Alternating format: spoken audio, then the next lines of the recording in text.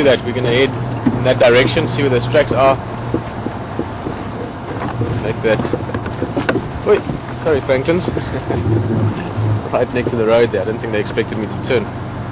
But there's a very good chance this bull that we see the tracks behind here would head in the same direction as those females are. They're sort of going to be in relatively the same vicinity, so even if it's just to say hello and see who's who around there. Let's go look for the herd.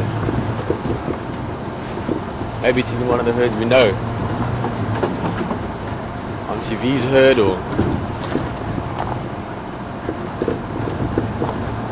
still haven't thought of a name for that female with a curved tusk. Those of you that have been with us on many drives before, you remember tiny little calf, not in Auntie V's herd, not the herd we saw at Buffelshoek Dam a while back and at Gowrie Waterhole, but a herd with a female that has the very long curved tusk, sort of curving downwards. She had a tiny baby. The baby's mother's got that half ear. If it's that herd, I'd be super happy as well. Haven't seen them for a long time. Plus, still can't think of a proper name for her. See it in maybe one more time.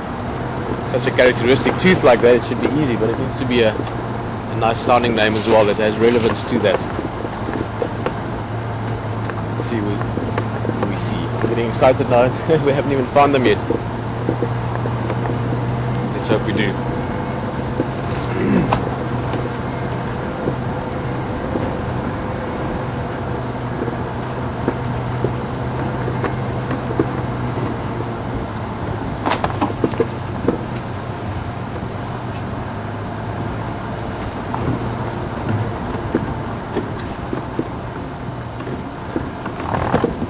Bit of dust you can see there looking towards the sun. It's from a vehicle coming past. That's Weaver's Nest Road we just crossed.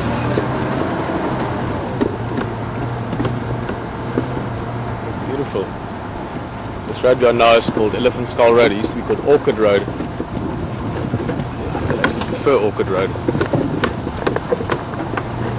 I'll show you again why. Look there towards the sunrise. See that stunning shape of a dead leadwood tree. That in itself is quite pretty, but look up there towards sort of above right from the sun. Now, as I said earlier, imagine a leopard up on a branch and how beautiful that would look. This is maybe not quite a leopard, but it's a leopard orchid nonetheless. So already that takes us a step closer to that imagination. Beautiful orchid. See the thorn branches of one of the trees in the foreground here.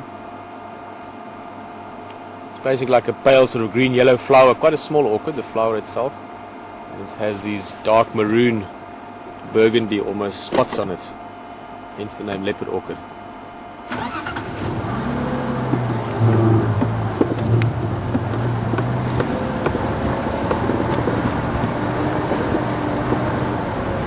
Oh, Rex, there's one more nice view. Look at this, both trees, just like that. Look at the beautiful shape of the tree in the foreground.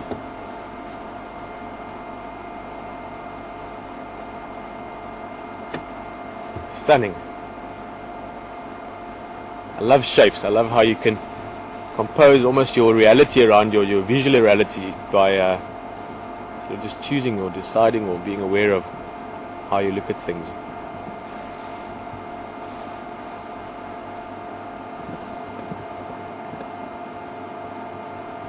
Beautiful large acacia in the front. Now, who knows what happened to it, how long ago? A long time ago probably that something happened to the trunk. That's why it's curving over like that. And then there's silhouetted shapes further back. That tree that's just further back from it, just to the right of the sun, looks like an apple leaf.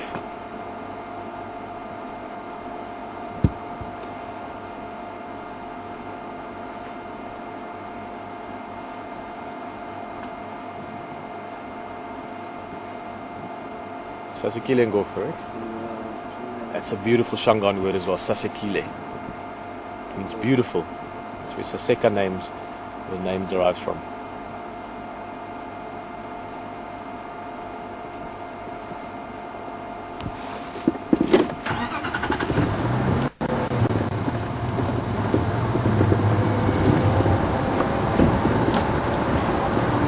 Rex, is there a Shangaan word for like dawn? early morning that means that, or not really? Mixo. Say again? Mixo. Mixo. M-I-N or M-I-S? M-I-X-O. M-I-X-O. Mixo. Phew, that's a nice word. And that means dawn, sunrise. Mixo.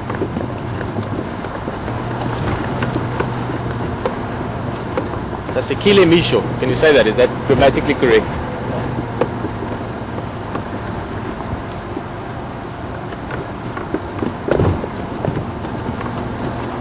Prachtige son op. Afrikaans.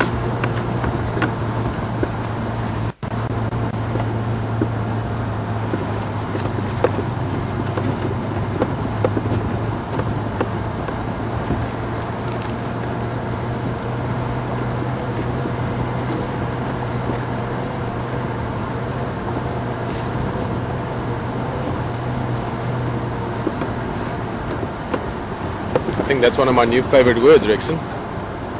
Mixo. Also my favorite part of the day. Absolutely love this part of the morning, sort of half an hour before and or the hour before even. Hour before and hour after sunrise. And we're gonna have to look at that view as well. Look at this tree many times during sunrise time.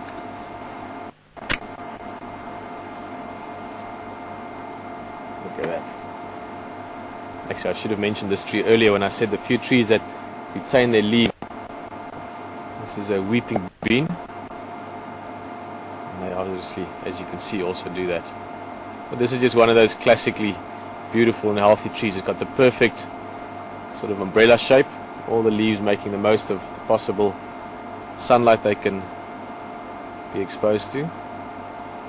Growing in a termite mound. They're well known for growing on termite mounds. A specific kind of tree. And one of those trees that I always look in when I pass. See if there's not maybe a leopard up in there. Haven't seen one in that one yet, but many of the other big trees I've spent time looking at over time. See that.